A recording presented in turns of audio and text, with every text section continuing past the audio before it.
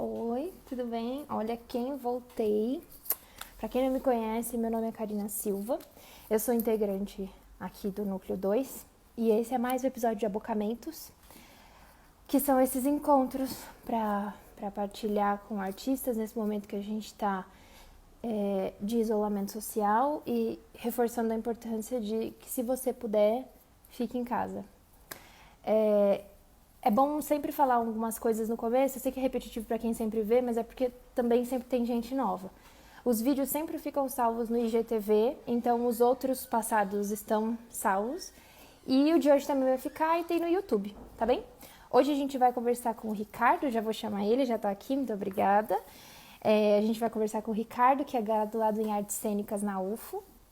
Ele é ator da trupe de Truões, ele é pesquisador de teatro para a infância e gestor cultural e vice-presidente da ATU, que é a Associação de Teatro de Uberlândia. Então eu já vou te convidar, Ricardo, se preparem. A fama está vindo.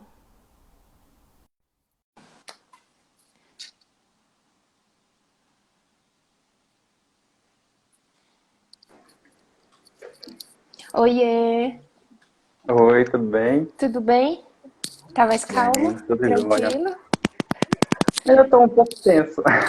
Fico nervoso sempre. Fica não, imagina, tranquilo. Tranquilo fazer live, imagina. Você fala super bem, eu já te vi nas reuniões, tá tudo certo. Mas, vamos lá. Agora faz parte da nossa realidade, né? Exatamente. Esses encontros virtuais, então vamos lá. A gente tem que se adaptar. É, eu acho que a gente pode começar com você se apresentando. Eu já falei aqui de você, você viu, mas eu acho que ninguém melhor do que a gente mesmo para se apresentar. E depois eu já queria que você começasse a falar sobre a sua pesquisa de teatro para a infância e toda essa parte que aí já tem a ver com a sua graduação, com a sua formação, e aí a gente vai puxando os outros assuntos. Pode ser? Pode ser.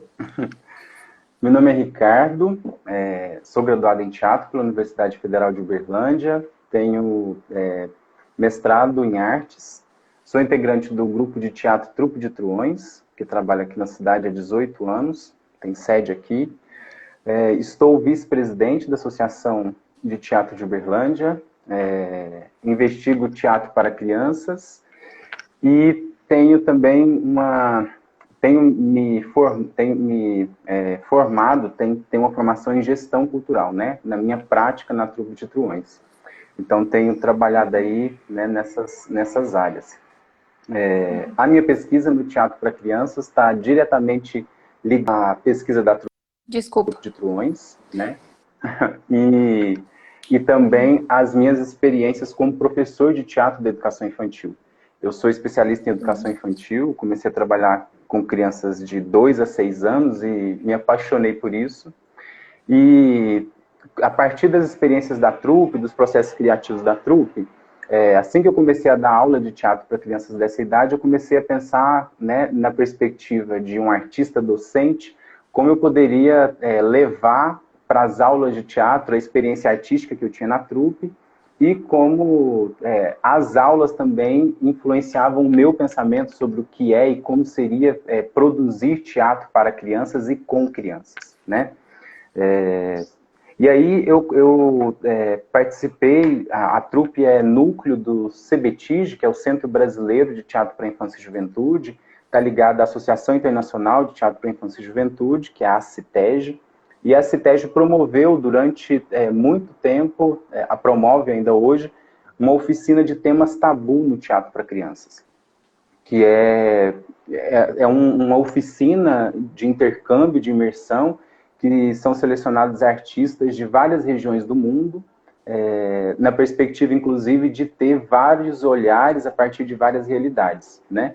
E eu participei, o Paulo Merizzo, que é diretor artístico da trupe, estava vinculado à CITEG, participando dessas atividades, e ele participou de uma primeira oficina de temas tabus, a gente começou a incorporar essa discussão no trabalho do grupo, e eu participei de uma oficina no Uruguai, em 2013, que discutia, né, esse tema. Quem conduziu a oficina na época foi Suzanne Lebu, que é uma autora, uma dramaturga canadense, que há muitos anos, ela é pioneira nisso, aborda temas muito delicados no teatro para crianças, né, que mexem com ela como artista, e o Carlos Urquiza, que é um diretor argentino. E aí comecei a pensar ainda mais em como trabalhar isso com as crianças, né?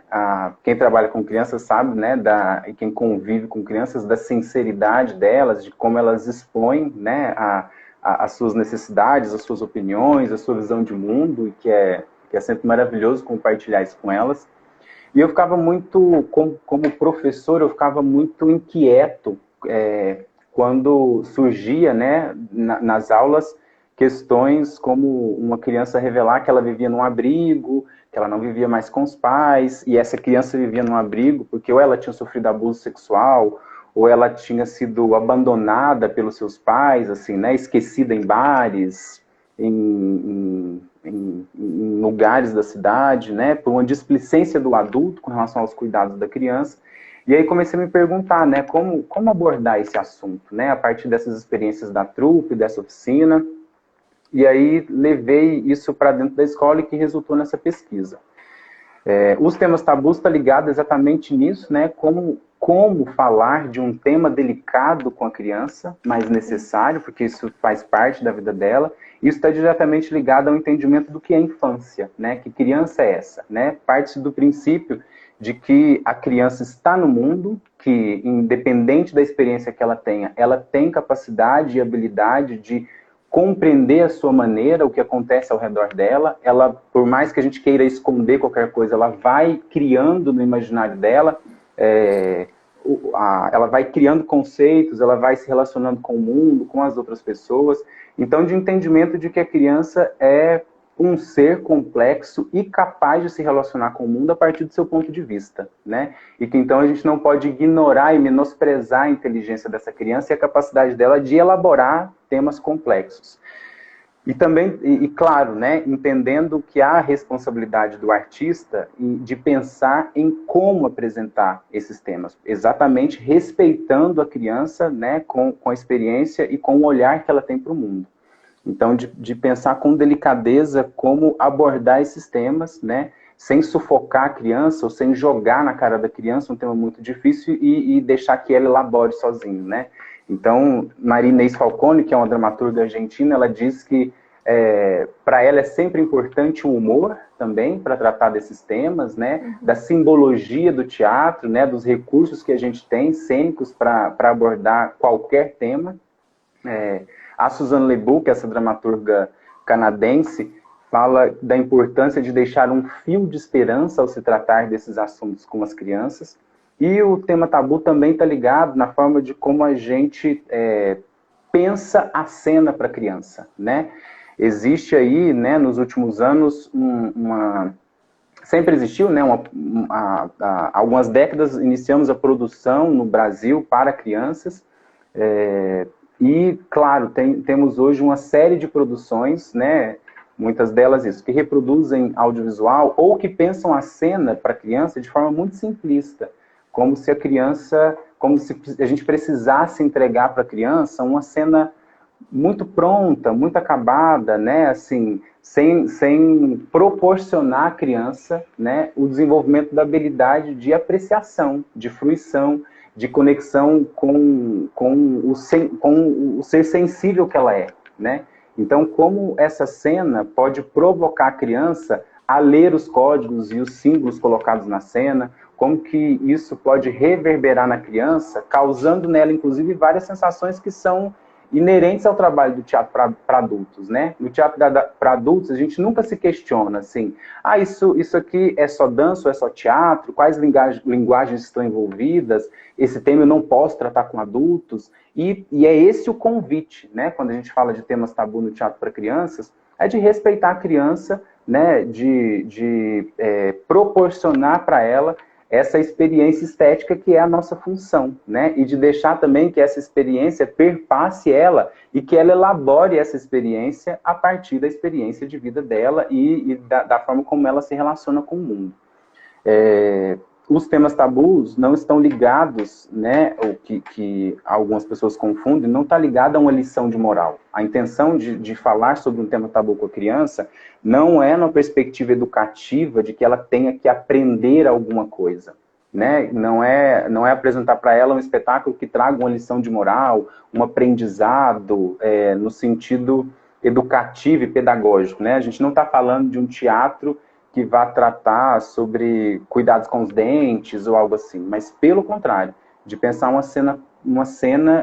um teatro que seja muito bem feito para criança, assim como a gente tem essa preocupação no teatro para adultos, né? Então, antes de mais nada, é prezar pela qualidade e pela capacidade desse espetáculo, dessa obra, de proporcionar uma experiência estética profunda e arrebatadora para a criança também. A criança não precisa, no teatro, perpassar por ela só sentimentos de alegria, de leveza. As crianças também sentem medo, as crianças também sentem tristeza. Não dá para a gente ignorar na vida de uma criança a morte de uma avó, a morte de um pai. A gente não pode ignorar isso, né? Pelo contrário, a gente precisa saber como abordar isso, né? Então, é uma pesquisa que a trupe vem desenvolvendo há algum tempo e que, nesse contato com as crianças na escola, eu também fui provocando elas nesse sentido, né? O resultado da dissertação de mestrado é uma experiência feita na escola que eu tinha um interesse em tratar do tema medo, né, com as crianças. E aí, nessa provocação, a gente acabou chegando a um resultado estético, que era uma instalação de um labirinto, e aí eu contava para as crianças o mito do Minotauro, mas até a parte em que o Teseu criava para ele um labirinto e prendia ele lá dentro, e todo ano ele presenteava esse Minotauro com 12 crianças para que o Minotauro se acalmasse. Então, eu contava a história até aí e dizia para as crianças que havia na escola um labirinto e que eu convidava elas para brincar com o Minotauro. Então, elas entravam nesse espaço, que era um labirinto mesmo, escuro, com fumaça, com luz, e aí a gente fazia uma brincadeira, que era elas entrarem e elas tinham que dar conta de atravessar o labirinto antes que eu, que fazia, né, o Minotauro, era eu mesmo, não tinha nenhum figurino, nada disso, até eu capturar elas, né? E aí elas saíam, e aí a partir disso a gente foi fazendo uma série de jogos. E isso até hoje de alguma forma reverbera em mim, né? Até hoje eu me questiono sobre quais são as possibilidades de fazer teatro para criança, né?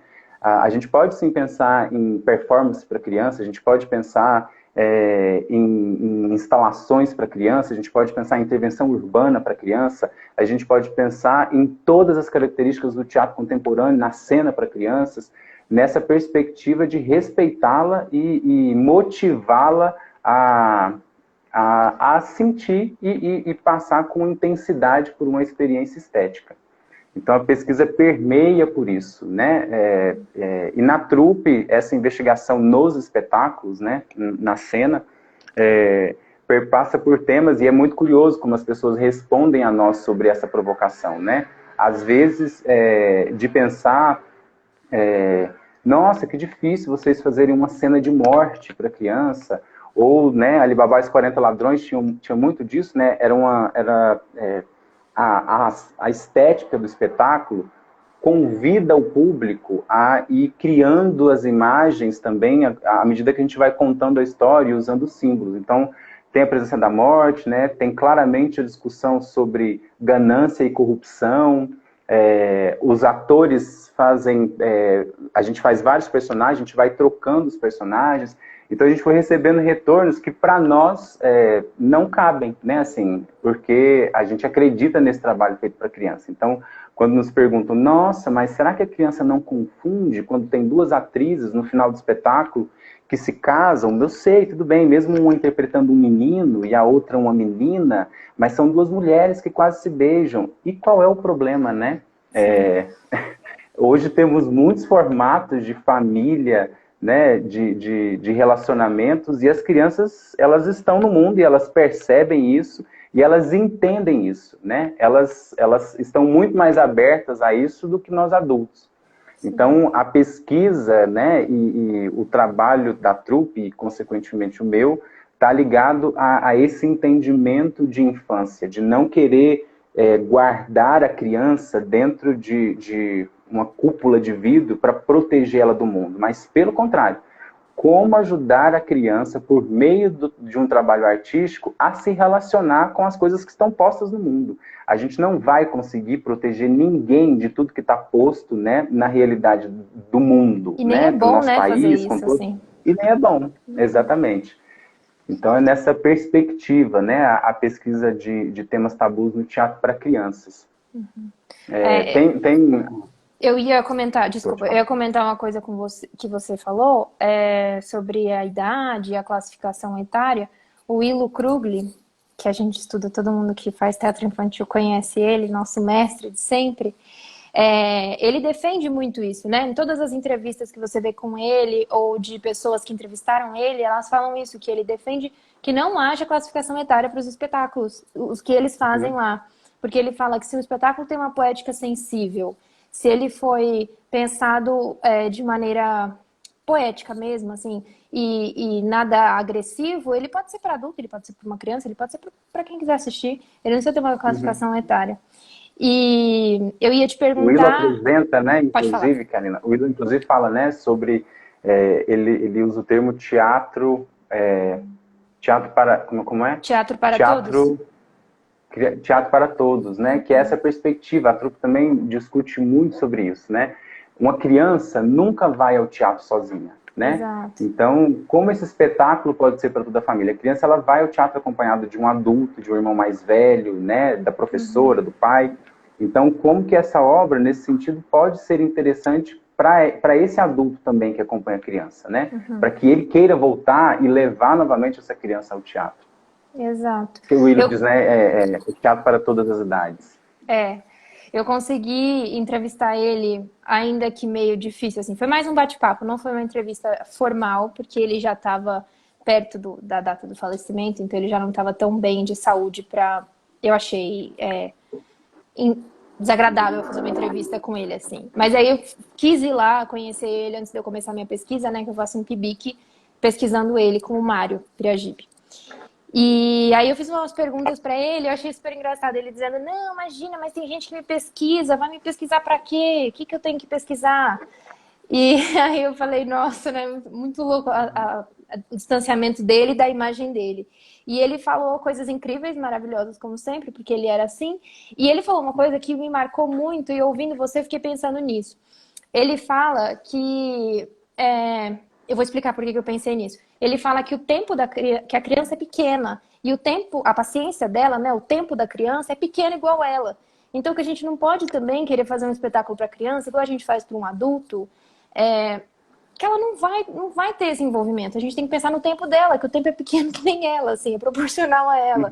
E aí eu fiz essa ligação pelos espetáculos da trupe que eu vi, porque vocês têm muito a quebra da quarta parede e essa interação com o público e das crianças não entrarem na cena, mas de que a todo momento é com elas o jogo, e aí vocês cantam, dançam, e aí eu já vi criança entrar, já aconteceu isso, e é natural, e depois segue a cena normal. E aí eu fiz essa relação, porque eu acho muito bacana pensar isso mesmo, assim, do quanto a gente não precisa ficar o tempo todo, é criança, mas ao mesmo tempo tem uns aspectos que a gente tem que pensar. Sim, são crianças, então vamos nos adequar nesse sentido. E que é isso, né? A gente tem vários pesquisadores, vários artistas e grupos que investigam o teatro para criança, né? E nessa perspectiva não é de criar uma receita, um jeito certo de fazer. O convite é o inverso disso, né? Quais são as questões que esse artista tem, como artista, como cidadão, como homem, mulher, né? Da sua responsabilidade com o seu trabalho artístico. Como é que ele, então, produz algo para a criança respeitando o seu desejo artístico, né? Eu tinha separado aqui, a Suzanne Le Book, essa autora canadense, ela tem um texto que se chama A Censura e a Autocensura, né? Que ela vai dizendo um pouco sobre isso. Como que o artista consegue colocar em cena as suas questões no teatro para crianças, né? Sem se autocensurar, mas resguardando esse lugar do olhar e da experiência da criança. Então ela faz perguntas como... Quem pode saber e decidir o que é melhor para uma criança? Quem pode decidir o que é melhor para 200 crianças que estão na sala sem saber o que vão assistir? Temos o direito de apresentar às crianças situações que não conhecem? Temos o direito de emocioná-los? Temos o direito de deixar um final aberto, de não chegar a uma conclusão quando uma história suscita debates complexos da sociedade? Como pode um adulto aceitar não tomar posição e deixar as crianças frente à indefinição? Então é nessa perspectiva, né? O que eu, como artista, o que me interessa investigar, o que mexe com as minhas vontades, meus desejos, o que é verdade para mim no trabalho que eu desenvolvo, e como eu dialogo com a criança dessa perspectiva, né? Respeitando também essa minha trajetória e os meus desejos, e, claro, a percepção da criança do mundo, da arte, né? E dessa produção, dessa fruição dessa produção. Uhum. E o Will é curioso, né? O Will falar isso, porque o Will é um... quando ele disse isso para você, né? Porque o Will é um marco, né? No teatro para crianças. Exato. Assim. Foi a primeira pessoa que abraçou foi uma das primeiras pessoas que abraçou essa causa e que dedicou a sua vida a investigar isso com muita dedicação, com muito até respeito, o final da vida, com muita né, seriedade mesmo. Até o final da vida, né? Servindo isso de estímulos para todos os que vieram depois dele, né? E nessa perspectiva de respeitar também a necessidade de cada artista, né? De não criar uma receita, mas de provocar a reflexão de como fazer um trabalho para crianças, né? Sim, eu queria saber um pouco de como que é essa... Eu ia te perguntar um exemplo de algum trabalho que você fez, mas aí tem esse que você já falou, então eu acho que eu vou reformular a pergunta e perguntar um pouco, que eu acho que é interessante, pensar quais caminhos que você traça para investigar esse tema tabu e como que você faz. Porque assim, quando eu comecei a pesquisar, Will, eu queria pesquisar os temas tabus e aí, a partir disso, desenvolver espetáculos com as metodologias dele e temas tabus. Era a minha ideia. E eu peguei um livro de uma enfermeira que ela fez entrevista com crianças em hospitais para saber a relação das crianças com morte. E aí eu achei muito bom pegar isso, porque não tem nada poético, assim, não é nada sensível. Ela vai realmente como um profissional da saúde, que tem uma certa frieza pra gente, mas que é uma coisa que para ela é cotidiana. E eram crianças, algumas porque estavam em tratamento, outras porque só estavam acompanhando. E aí ia perguntando o que era a morte, o que é morrer, o que é a vida. E aí, a partir disso, ela escreveu um livro. E aí, para mim, foi ótimo, porque eu falei, bom, se eu for montar um espetáculo sobre a morte a partir desse livro, eu já sei, a morte tem que ser uma mulher, porque as crianças veem a morte como uma mulher. E aí todas elas desenhavam assim, sempre uma mulher, de cabelos longos, que elas faziam muito desenho, né? Que é a linguagem que a gente consegue tirar coisas das crianças de uma forma mais espontânea. E, enfim, esse foi o meu processo de investigação. Então eu vou assim para outras áreas. Eu vou ver o que no bruto eles têm e depois de outros lugares, e aí depois eu trago isso para a arte e como que eu passo isso de um jeito que seja sensível e poético. E aí eu queria saber um pouco do seu percurso para isso. Acho que a primeira pergunta inevitável é essa, né? O que eu, como artista, nesse momento, gostaria de dizer, né? O que me incomoda atualmente, né? E aí, como falar isso com a criança? Ou, claro, qual a necessidade desse artista nesse momento por meio do seu trabalho, né? Então, acho que a primeira questão é essa. A trupe também, a gente se pergunta isso, né? Com certa frequência, o que queremos fazer, qual é o nosso próximo trabalho, como queremos fazer isso. O nosso último espetáculo, por exemplo, né, Ivan e o Pássaro de Fogo, ele surgiu de uma necessidade, né, do grupo de produzir um trabalho em que estivesse presente um número menor de pessoas da equipe artística do grupo, porque 2 atrizes tinham ficado grávidas e ia precisar, né, de um distanciamento. Então, também para a gente conseguir respeitar esse momento da maternidade delas, a gente pensou numa produção, em algo que a gente vinha investigando, que era uma contação de história. À medida que a gente foi estruturando, né, é um espetáculo com ressignificação de objetos, são 2 atores em cena, e a gente vai trocando esses personagens entre nós e tal. E aí, uma questão, né, para citar como exemplo. A gente investigou várias histórias russas sobre Ivan e o Pássaro de Fogo. O Ivan é um personagem, né, popular na Rússia. E aí apresentava-se uma mulher como uma princesa reconhecida por sua beleza. E aí o Paulo Mendes, que é diretor artístico da trupe, né, trouxe uma provocação que era...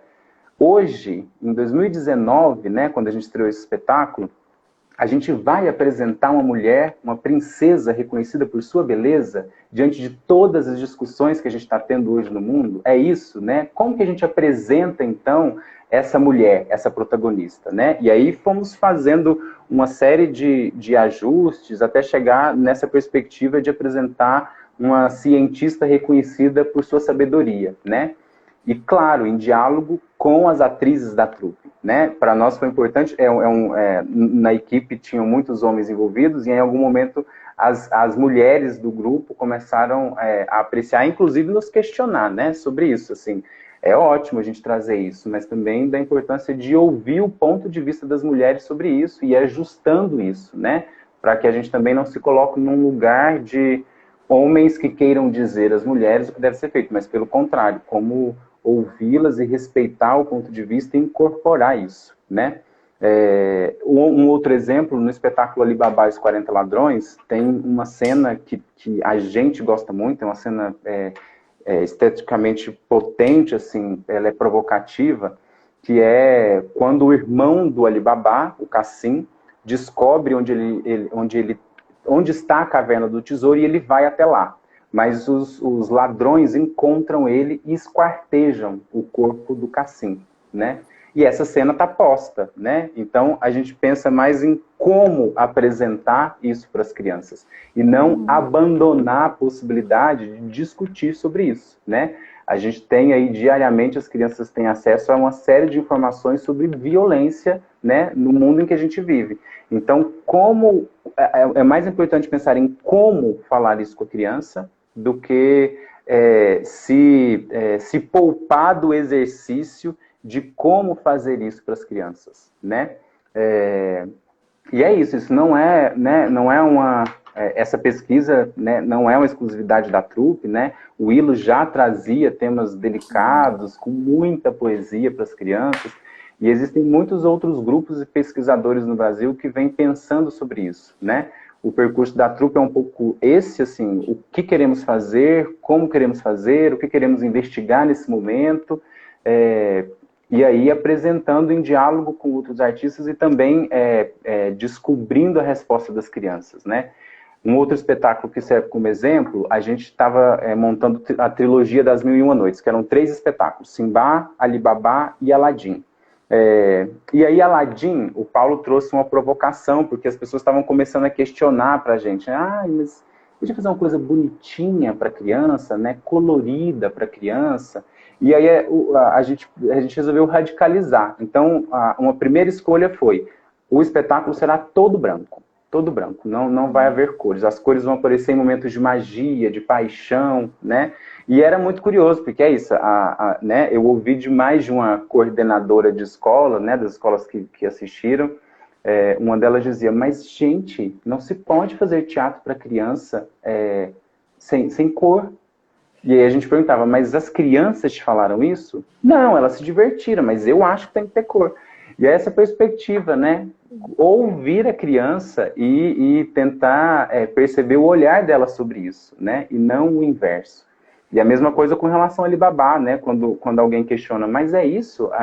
São 2 mulheres no final? Tudo bem, eu sei que uma representa um homem, uma é um Alibaba e a outra é a Morgiana, mas elas quase se beijam. E aí eu devolvi a pergunta, né? Ou isso, nossa, você apresentou uma cena de morte muito violenta para a criança. E eu devolvia, mas a criança reclamou? A criança se sentiu incomodada? Qual foi o retorno que a criança te deu?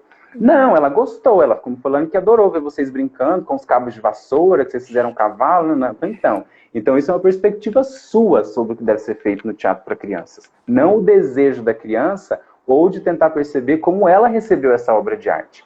E aí é esse sentido, a gente também não pode encurralar a criança e querer protegê-la do mundo, mas como colocá-la em diálogo de forma sensível com as coisas que estão postas e que vai chegar a elas mais cedo ou mais tarde.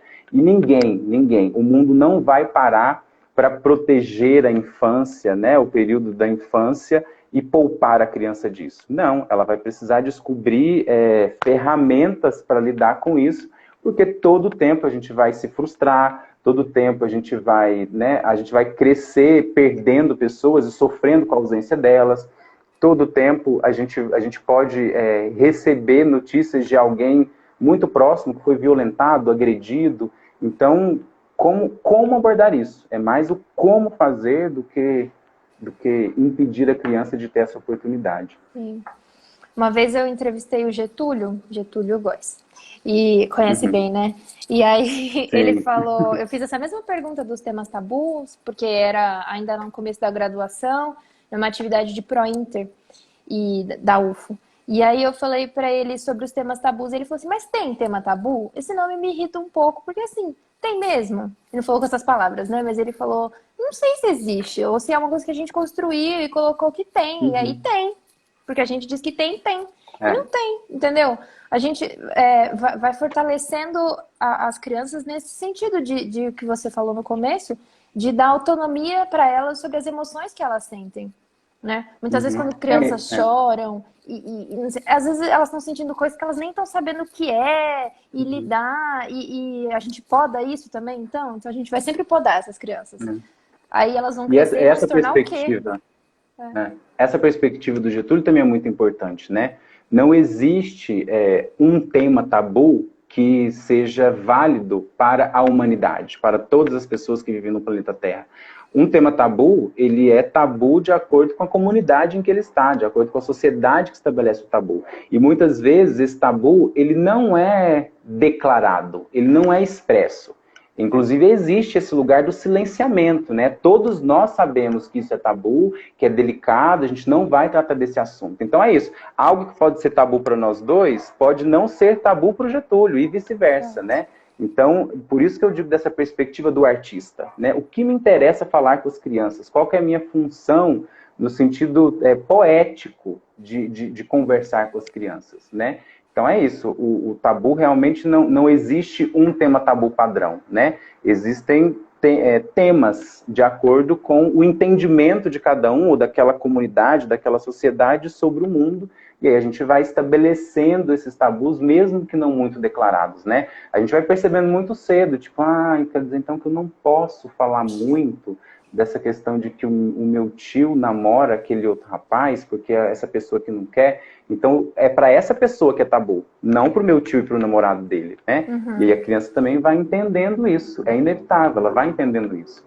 Então, é importante também isso, né? Essa inquietação do artista surge, lógico, a partir da percepção dele do mundo e o que ele acha importante, então, apresentar nessa perspectiva de libertar a criança disso, de que ela pode sim falar do que ela quiser, né? E dialogar e ampliar a possibilidade de leitura de mundo, né? A gente, né, quando está em família, é muito a nossa percepção. Quando a criança começa ali a criar suas próprias relações, a gente escuta com muita frequência, né? Onde você aprendeu isso, menino? Onde você aprendeu isso? Porque é isso, a criança também vai se relacionando e estabelecendo as conexões dela, as crenças dela, o que ela quer como experiência de vida. E aí isso cada vez vai ficando mais forte à medida que a gente vai ampliando o nosso ciclo social, né? Então, nesse sentido, eu concordo com o Getúlio. Não existe um tema tabu. Existem temas tabus de acordo com a percepção de cada indivíduo sobre o mundo e dependendo da comunidade, né, em que ele compõe como cidadão. Exato. Concordo com tudo. Teve uma outra pergunta também, que acho que você já falou um pouco, mas eu acho que dá para ligar tanto o trabalho da trupe quanto com a ATU e os outros grupos que tem aqui, que eles perguntaram mais ou menos como que é a organização do grupo de vocês e como que vocês trabalham, porque cada grupo tem a sua forma, né, enfim, de trabalhar. E aí, se você quiser emendar também e junto disso falar sobre a ATU, o que você... Da ATU foi mais geral, assim, foi mais para você falar sobre a ATU. A trupe, a gente optou, né, assim, teatro para infância e juventude é algo que a gente investiga, né, mas a gente, e as pessoas conhecem mais o nosso trabalho nessa perspectiva, mas a gente também, né, tem uma opção de que a gente não tem definido exatamente o que a gente faz ou o que a gente quer, né, a gente sempre se pergunta, o que queremos fazer nesse momento? O que vamos fazer juntos nesse momento? Com quem queremos trabalhar nesse momento? Então, tentando responder essas inquietações, esses desejos artísticos. Atualmente, a gente tem se perguntado muito também, né, desse ponto de vista artístico, daqui a pouco eu falo de gestão na trupe, que acho que pode ser um tema importante, mas dessa perspectiva artística, né, atualmente a gente tem se perguntado muito, e claro, não só por esse momento, mas para além do nosso desejo como artista, o nosso trabalho, ele só se faz no encontro com o público. Então, eu não posso só levar em consideração o meu desejo como artista, porque seria muito egocentrismo, né?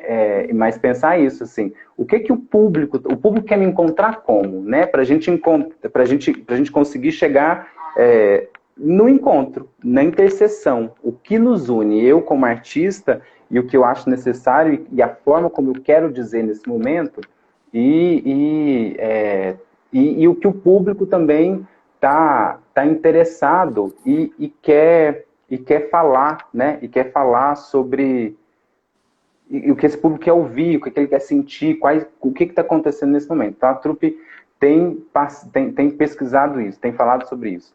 A gente tem feito um exercício agora nos últimos anos, o Paulo dirigiu quase todos os espetáculos da trupe, agora a gente começa um exercício de alguns atores, né, assumindo a direção, também em parceria com o Paulo, e isso também vai mudando. Agora a gente já começa a pensar na possibilidade de uma outra direção, que não o Paulo, e que o Paulo esteja no elenco junto conosco, né? Então são uma série de discussões até a gente decidir o que vamos produzir novamente no teatro, né?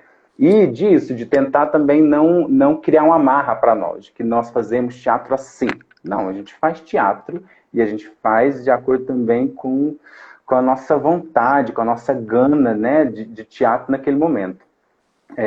Então essa é uma perspectiva, né? O teatro é vivo, E né? aí Então isso. vai transformando sempre. Exatamente. E isso, assim, de experiências, né? A gente atualmente está com muita vontade, assim, de realizar na trupe uma série de intercâmbios com outros fazedores de teatro, né? Intercâmbio é algo que a trupe descobriu há um tempo atrás. A gente elabora as nossas ações em duas perspectivas. Um programa de formação, né? Somos todos professores, além de atores. Então a gente desenvolve uma série de atividades formativas de oficinas continuadas em projetos sociais, na nossa escola de teatro, inclusive levando essas questões dos temas tabu no encontro com essas crianças e adolescentes nesse processo formativo. E a gente também tem uma outra perspectiva, que é um programa de intercâmbio, né? Programa Casa Aberta, onde ele já passou por várias fases, também não é um programa fechado, a gente vai entendendo como e o que a gente quer realizar naquele momento. Então a gente já teve um percurso aí de ocupação do Ponto dos Truões, de realizar mostras em parceria com algumas pessoas, de realizar encontros que discutam sustentabilidade e economia criativa, encontros que discutam o fazer artístico, residências e intercâmbios com outros diretores e com outros atores, né? Também nessa perspectiva de troca, né? De tirar de nós uma sensação de solidão, ou de que estamos sozinhos nessa produção, e inclusive pensando nisso, a trupe assumiu como missão ser um grupo de teatro sediado em Uberlândia. A gente não tem o desejo agora, né? Isso não é para sempre, mas agora a gente tem isso como algo muito claro, porque a gente entende que a gente pode colaborar e contribuir para a cultura dessa cidade. A gente pode ir, a gente pode fazer temporadas fora, a gente pode fazer circulação, a gente pode encontrar outras pessoas, mas a gente quer voltar para casa. A gente tem isso muito claro de ser um grupo de teatro sediado em Uberlândia, né? E isso, com todas as dificuldades de se manter um espaço cultural na cidade, neste momento pelo qual a gente está passando, né, de uma equipe que a gente também convida para trabalhar conosco, e aí, claro, a gente passa a ter, né, um nível de responsabilidade sobre isso.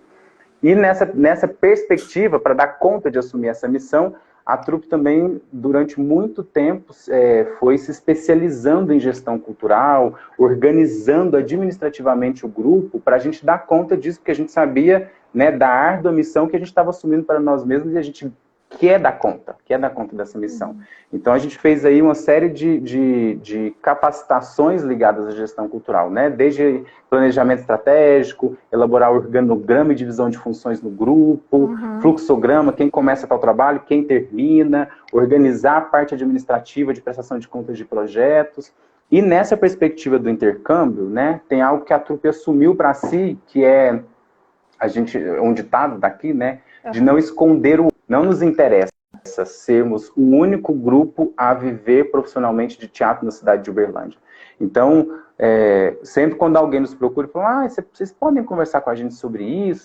Podem explicar para a gente como que vocês produzem tal coisa? Sempre disposto a isso, porque a gente entende que quanto mais pessoas, né, se engajarem e assumirem junto essa responsabilidade, melhor vai ser para a cultura da cidade de Uberlândia e, consequentemente, para nós. E aí, nessa perspectiva, né, eu chego até a Associação de Teatro de Uberlândia, né, é uma associação de 3 décadas, que é uma raridade, uma associação cultural com essa trajetória. A Associação de Teatro teve altos e baixos aí durante a sua vida, né, durante a sua existência, mas ela tem feitos muito importantes. Ela foi a proponente da construção do Teatro Municipal de Uberlândia, e a trupe bebeu de muitos benefícios dessa associação, né? A trupe teve espetáculos criados por meio do Festival da Associação de Teatro, a trupe teve conversas com curadores de mostras e festivais na Mostra de Teatro da ATU, e que isso reverberou na participação da trupe em circuitos. Então, de entender a importância da ATU também como um espaço de mobilização e representação, né? E acho que é algo que a gente ainda precisa caminhar muito, né? Em momentos como esse, em que a urgência da nossa existência como profissionais de cultura, isso se faz mais presente, e acho que a ATU, nesse momento, pode, inclusive, assumir esse lugar, né, e contribuir para a existência do nosso trabalho aqui na cidade. Então, acho que é um pouco por aí, assim, né? Agora a trupe a gente está aí, né, em processo, com um solo de palhaço, que é da Amanda Luiza, que é um desejo dela. Ela investiga palhaçaria há muito tempo, e ela foi mãe, e ela quer falar sobre maternidade. Então a Carla Conká, que é diretora do Grupo As Marias da Graça, está à frente desse trabalho como diretora. A trupe iniciou um processo de criação de um espetáculo chamado Infância Roubada, onde é um espetáculo para adultos, para maiores de 18 anos, mas na perspectiva de também conversar com o público sobre as nossas inquietações de uma infância que não é respeitada, de uma infância que é violentada. Então a gente está nesse momento levantando possibilidades, né? Cada ator trazendo as suas questões, ainda está naquele momento mesmo de experiência, para daqui a pouco a gente ir fechando e organizando isso. E a perspectiva de no ano que vem a gente estrear um outro espetáculo de teatro para crianças que seja executado na rua, né? Que era um desejo nosso também com direção do Cristiano Meirelles, que vive em São Paulo, que é músico e que é um artista múltiplo, assim. Também nessa perspectiva da gente beber em outras fontes, deixar isso ser atravessado e ver como isso reverbera aí na continuidade da trupe. Sim. Me chamou a atenção bastante 2 partes que você falou. A primeira sobre gestão, e depois sobre essas parcerias, que é isso da ATU e tudo mais. Primeiro falando sobre gestão. Eu tenho uma primeira formação em gestão. E aí, quando a gente fez o Núcleo 2 e foi começar a fazer, eu falei assim, vamos com calma, porque não é tão fácil assim. Vamos organizar esse grupo aqui. Porque é verdade, né? Quando a gente... acaba que a gente tem uma ideia muito romântica, é quase uma crítica isso que eu vou fazer, mas que como a gente vai trabalhar com arte, com teatro, então eu amo, e é lindo, não sei o quê. Sim, calma, mas também tem a parte burocrática, também tem que ter profissionalização das coisas, tem que organizar, tem que ter uma gestão mesmo, assim, que acaba que às vezes a gente se frustra muito por não pensar nisso, né? Eu penso que muitos grupos que eu vejo, às vezes, muito bons, assim, grupos pequenos, pessoas muito boas, às vezes eu vejo que não cresce e que falta ampliar esse horizonte, assim. Quando a gente passou no PMIC, a contadora falou que tem muita gente que acha que ter uma contadora não é importante. Então, a gente não precisa de outras pessoas, a gente dá conta. E eu acho que é importante a gente ter essa ideia, assim, de que é um trabalho mesmo, assim, sabe? De pensar também como um trabalho. Claro, a gente pode romantizar, a gente pode achar lindo, maravilhoso, eu também acho, senão eu nem estaria trabalhando com isso. Mas que essa parte que você fala disso é muito importante, assim, de organizar as coisas mesmo, de botar ordem na casa, porque senão a gente não caminha, ainda mais um país que não prioriza cultura e não valoriza como deveria. Então, se não tiver a casa arrumada, não vai ser na rua, lá fora que vai estar.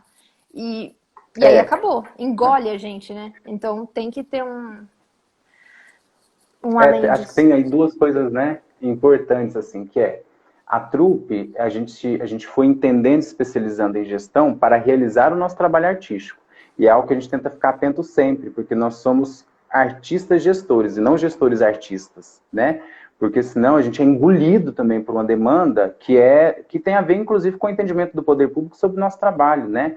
Assim, a gente já teve aí programas e prêmios, né, em que a entrega era, assim, a produção artística. Mas eu entendo também essa perspectiva, né, ainda mais nesse momento pelo qual a gente passa, né, muito recentemente a gente foi avacalhado por uma série de fake news, né, em que começaram a chamar os artistas de vagabundo, de pessoas que querem mamar na teta do governo. E é importante entender que a perspectiva não é essa. Nós temos uma responsabilidade social e nessa parceria com o poder público nós estamos cumprindo uma função que o poder público não consegue sozinho. Então, o nosso trabalho como fazedores de cultura, ele serve sim para sensibilizar, para provocar, para questionar, para pensar outras possibilidades de existência no mundo. E a gestão, né, nesse sentido, serve para que a gente não dê armas para esse povo que adora armas, né, que dizem isso, para inviabilizar ou descredibilizar o nosso trabalho. Mas pelo contrário. E claro, né, eu acho que tem uma coisa importante que a trupe também foi entendendo, né, qual o perfil de cada pessoa, viver em grupo tem a ver com isso, né? Sim. São várias peças que juntos montam um quebra-cabeça. Então nem todo mundo tem paciência ou quer se envolver com o mecanismo de incentivo, mas ele pode contribuir muito bem em outra área. Então, como a gente vai organizando isso, né, e fazendo.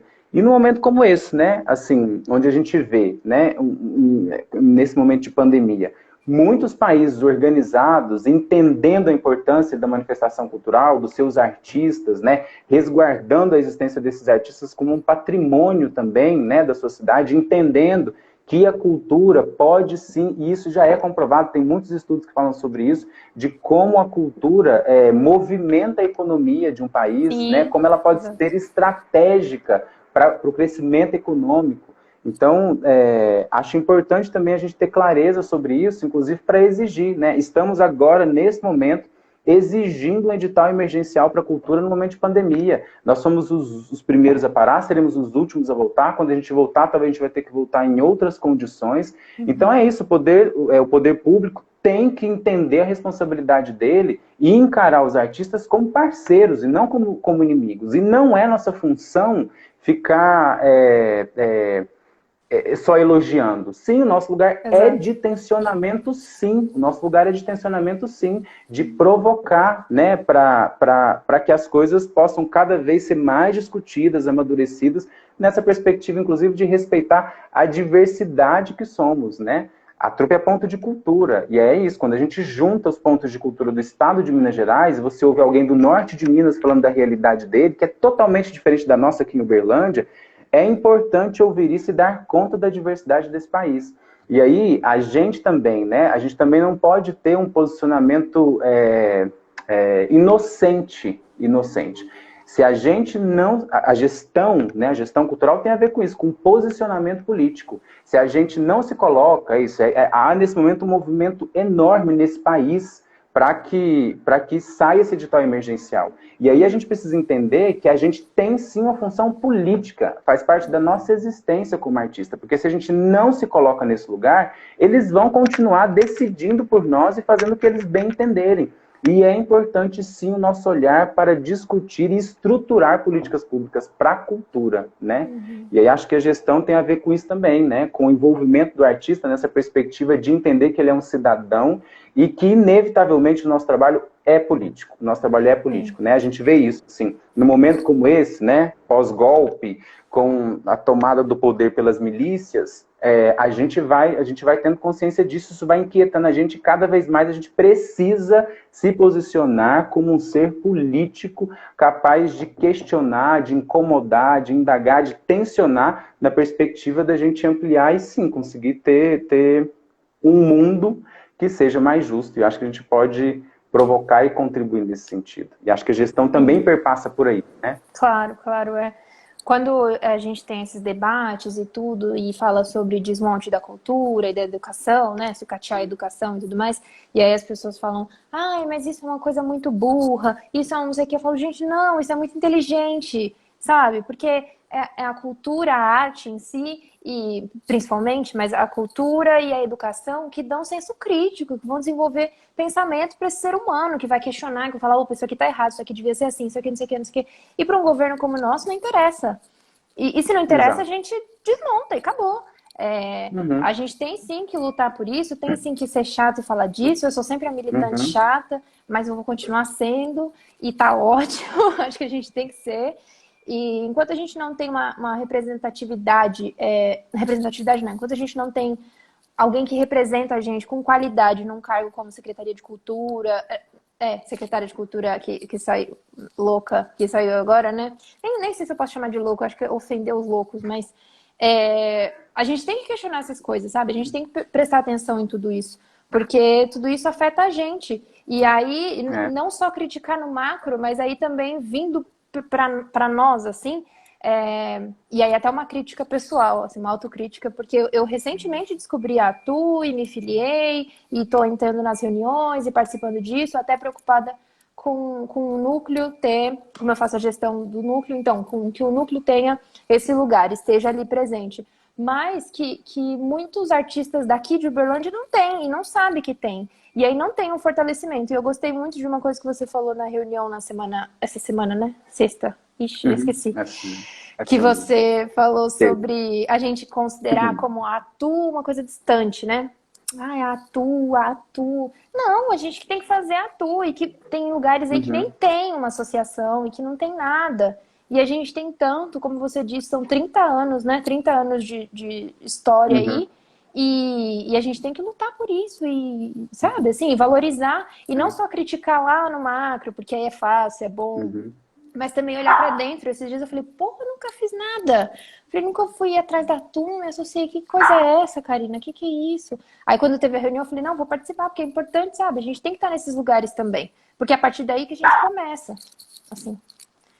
É E. isso, né? Não entender a Associação de Teatro de Brândia como uma entidade, né? Eu fico falando isso. Tipo, Uhum, a tu tem que fazer. A tu são os fazedores de teatro dessa cidade. exato. Se a tu não faz, é porque as pessoas, a gente de teatro não está envolvida, né? Não está fazendo. E nessa perspectiva, né, que a gente estava dizendo, é importante. Há hoje um plano estratégico e muito bem elaborado de desmonte de políticas públicas para a cultura no país como um todo, né? Sim. Claro, né? Bolsonaro à frente disso, e é isso. Uhum. Primeiro, né? Um país que desmancha, que acaba com o Ministério da Cultura, é isso, é uma visão muito simplista do que é cultura, de que é o que é a cadeia produtiva da cultura num país, né? Uhum. E aí criar uma secretaria especial de cultura dentro do Ministério da Cidadania, que tem Damares à frente, né? Que eles tem vários poréns também, depois ir para o Ministério do Turismo, Sim. e isso, colocar a Regina Duarte lá, né? Aquela entrevista da Regina Duarte na Não, sem CNN, condições. ela não sabe. Alguém que assume, que se coloca como responsável para assumir um cargo público e não sabe que é uma instrução normativa, né? Assim, é um plano muito bem elaborado. Eles vão ficar trocando aquela pessoa ali exatamente porque não vai andar, não vai andar, eles não vão fazer Exato. nada. É. Agora, nesse movimento para pressionar sobre o edital emergencial, a deputada Jandira Fegali, em uma das reuniões, ela é a relatora desse projeto, ela disse numa reunião que existe um valor acumulado no Fundo Nacional de Cultura de mais de, acho que se eu não me engano, são mais de 2 bilhões de reais desde o governo Temer, esse dinheiro está parado. E está lá no Fundo Nacional. Então é isso, é porque eles não querem, eles estão dificultando exatamente por isso, porque eles sabem que nós servimos de tensionamento e que nós vamos sim provocar e exigir. Então a gente precisa ter consciência disso, a gente precisa saber disso, a gente precisa se envolver com isso, porque o desmonte está acontecendo a passos largos. E Sim. se a gente não se envolve e tenta segurar isso o máximo possível, e é muito cansativo, né? Cada Aham. vez mais eu tenho entendido o que é resistência no nosso trabalho, né? E é muito difícil, é muito cansativo ser resistente o tempo todo, né? Mas faz parte do nosso ofício também, e acho importante a gente não perder isso de vista, se envolver e estar nas decisões, e para que a gente também possa não possa estar nesse lugar de aceitar o que decidem por nós, mas de contribuir na decisão, né? Porque, afinal de contas, ninguém melhor do que as pessoas de cultura para dizer sobre as suas necessidades, né? Exato. E aí é isso. Regina Duarte não tem uma visão sobre o que é a realidade cultural desse país, né? Ela fala de coisas lá da onde ela está, que é um lugar, sim, de privilegiado. Não estou dizendo que é ruim, que é pecado, nada disso, mas ela está falando do lugar dela. E é importante que esse lugar tenha a consciência da diversidade que é esse país, né? Das várias formas de se fazer cultura nesse país. Claro que ela não é uma representante de São Paulo, né? E do lugar ali do nicho privilegiado. Que é ótimo, que bom que tem eles, mas vamos pensar em todo o restante, né? A gente já está caminhando para o finalzinho. Não quero te interromper, que nem eu fiz da última vez que eu tive que interromper correndo. Então, eu só quero te reforçar isso que você disse, que a gente tem que se unir, que a gente tem que se conscientizar sobre as coisas que estão acontecendo. E sempre prestar atenção nisso, de que quando a gente vê um edital público dizendo que não pode ter crítica política, eu acho que é o momento da gente parar e pensar se realmente a gente já não vive censura, as coisas que a gente fala que é do passado, mas que estão aqui agora.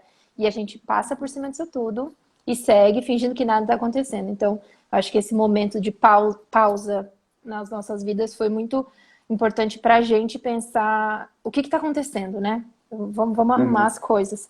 E eu queria te agradecer pela conversa. A gente começou em temas bem mais tranquilos, né? Terminamos aqui militando. Mas é a vida, é necessário. Claro, exatamente. E eu quero deixar esses minutos restantes para você, mas dizer que foi um prazer e que tá todo mundo do núcleo super feliz de você ter aceitado e que foi ótimo. Muito obrigada. Eu que agradeço, gente, o convite, assim, né? Esses encontros a gente precisa manter e incentivar, porque são momentos que tiram da gente um sentimento de solidão, né? Estamos juntos e tá difícil para todo mundo. E acho que é isso, né? Esse convite também aqui para as pessoas de Uberlândia, né? Encontrarem a ATU e se engajarem com ela como um espaço de representação.